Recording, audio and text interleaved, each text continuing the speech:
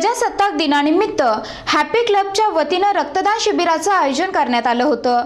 यावेळी त्यांनी हिंदू मुस्लिम एकतेचा संदेश देखील दिला। प्रजासत्ताक दिनानिमित्त हॅपी क्लबच्या वतीनं रक्तदान शिबिराचं आयोजन करण्यात आलं होतं।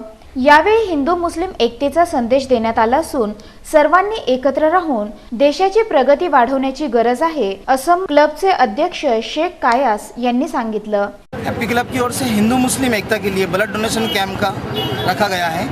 इस कैंप में सभी हिंदू मुस्लिम भाई डोनेट कर रहे हैं। ये एक संदेश देने के लिए कैंप रखा गया है, एक जागरूकता के लिए। हमारा अभी तक 20 डोनेशन हो चुके हैं। हमारा टारगेट है 500 का और वो टारगेट पूरा होगा। हमारा एम है सिर्फ एकता के लिए ये कैंप रखा है, सभी को जोड़ने के लिए कैंप रखा गया है। जय हिंद, जय भारत। यावेळी अनेक रक्तदात्यांनी रक्तदान केलं।